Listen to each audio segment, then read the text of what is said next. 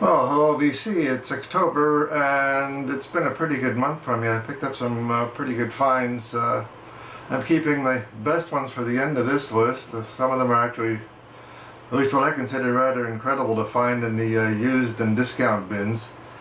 I got my coffee and let's get going.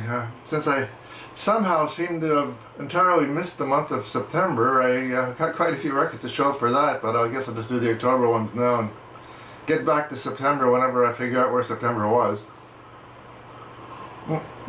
So let's get going. I guess first I picked up a tribute to Tommy and Jimmy Dorsey.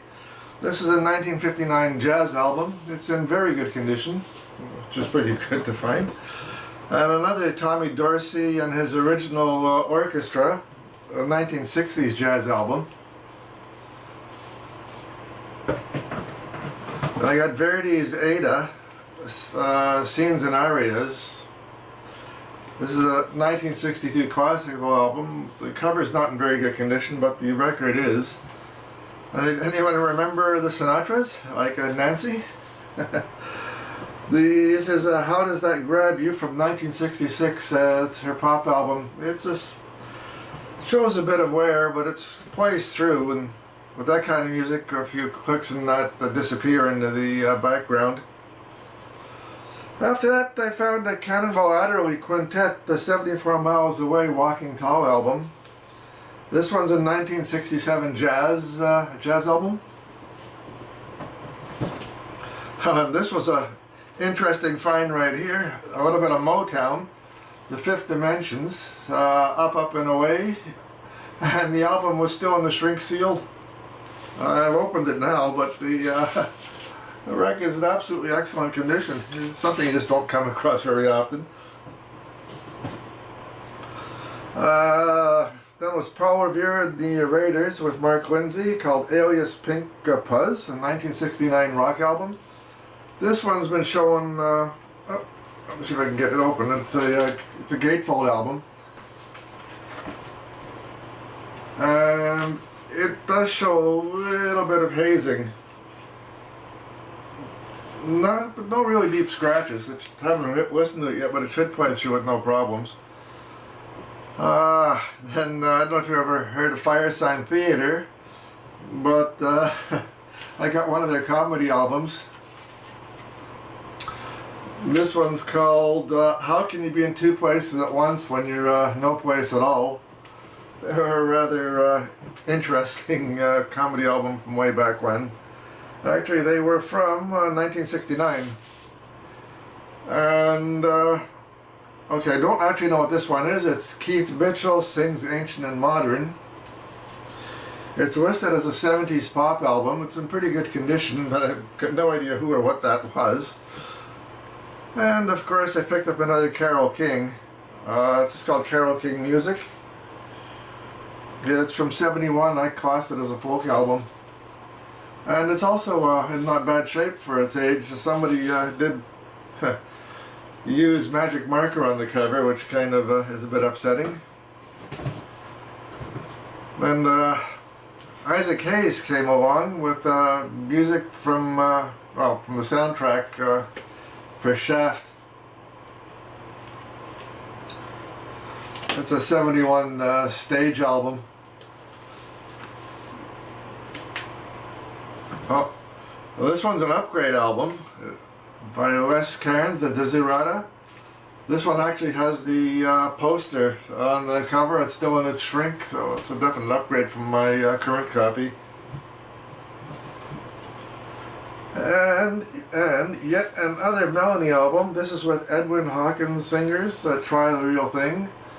I've seen them grow in quite a large Melanie collection now. I keep finding her various albums all over the place. And Helen Reddy, of course. A Free and Easy album. This one's fairly old, a 1974 pop album that I hadn't come across before. And okay, then I added to my Jim and Ingrid Croce collection, Another Day, Another Town, 74 pop album. Here's an oldie. Well, not that old. It's from '75 rock album by the Strawbs. The cover's in really bad shape. Well, I guess depends what you consider bad shape. It's pretty, well, seen a lot of wear. But the disc itself, let's not drop it. The disc itself is pretty good. I don't even see any hazing on it. A little bit of dust. A band I don't normally listen to, but how can you pass it by when you come across something reasonable like Nazareth? Look at this album cover is lit, so I'm being really careful with it. Oops, where's the album? Oh, it's got to be in here somewhere. But again, the cover is in bad condition, the record's in excellent condition. And the Nazareth is their greatest hits. It's a 75 rock album. I'm going to have to do some repairs on this cover.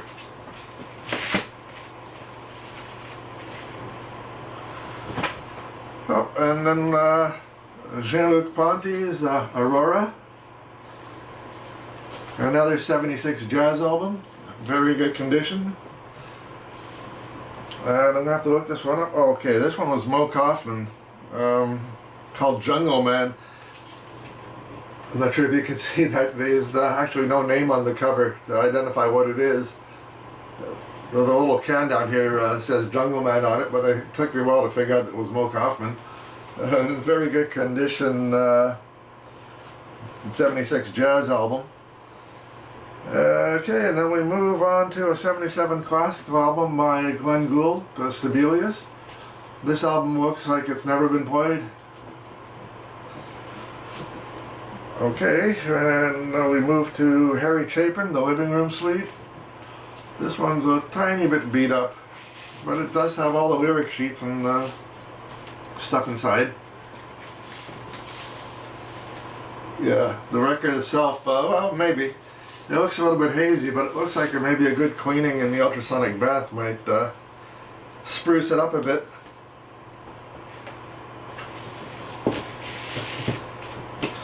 That one was a 78 folk album, followed by Murray McLauchlan's greatest hits. I kind of like Murray McLauchlan. This is a 78 folk album. And one that, well, I'm going to have a little bit hard time understanding. It's called Otto der Aus der Frechen Grottenburg. It's a comedy album, but I do tend to pick up the strangities. It's a 79 comedy album. And my bin is getting full. Followed by Foghat's Boogie Motel. A 79 rock album that, while the cover's not in good shape, whoever owned it really took good care of it. I hate these sleeves. They're so short they come off the records as you're moving them around. This is going to have to get re-sleeved in a hurry. Okay, then that was from 79 rock album, and then Carole, losing my mouth. Carly Simon's Come Upstairs 80s pop album.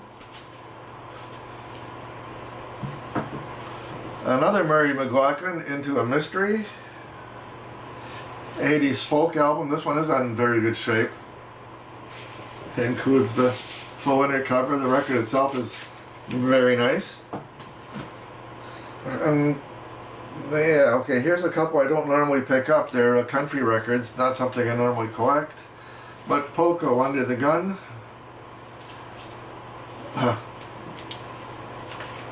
Again, all the sleeves are there. The record's in very good condition. And Poco's Blue and Gray. It's in similar condition. The inner covers, record's in great shape. Those are from 80 and 81 country albums. Okay, something called the Climax Jazz Band Taking Pictures, an 81 jazz album. I'm not familiar with these people, but I'm definitely going to give it a listen when I get it cleaned. And Human League, their Dare album. I've got quite a few Human League albums, so they're not bad. It's classed as the 81 electronic, and I got to change pages. Okay, here's a interesting one. It's a 45 12-inch by Berlin. It just has 2 songs on it. Sex, Ima, and Sex, and the Metro on the other side. Again, in brilliant condition. That was some really good luck in the shops lately. Another McLauchlan called Timberline, an '83 folk album. Oops. And Roxy Music, if you know who they are, called The High Road, an '83 electronics type album, electronic music type album. Okay, Thomas Dolby, a call that I actually had to take, booking my wife in for surgery this Friday. Where did I leave off? Oh yeah, Thomas Dolby, The Flawed Earth, another electronic type album, or electronic music type album. Then I got a Bryan Adams Reckless album. This is an '84 pop. And something you don't normally see in the, well, a lot of those you don't normally see in the bins, but this one is really rare for me. Thelonious Monk, Solo Monk, an '86 jazz album. And Strange Advance, The Distance Between, another electronic music type album. And now we get into the last 3, which are really unusual to be found in the discount bins and thrift shops. Well, these didn't come from thrift shops, they came from record store discount bins. First is Rush, A Farewell to Kings. I mean, how often do you find Rush albums in discount bins? And it's in VG Plus condition. And the Police, Synchronicity. Okay, this is a '83 rock album. The Rush was a '78 rock album. I missed the dates. And the main piece de resistance we're finding in the bins was Rush Signal. This album is the 200-gram reissue, remastered reissue. It looks like it's never been out of its cover. I mean, how often are you going to find that sitting in a used discount bin? Okay, this one, not only did I find records, I also found an original lava lamp. It's a 5200, one of the originals that they made first coming out of China before all the new series started coming out. It's on the really old side, and it weighs quite a bit. So, for me, it's been a very good month picking up records.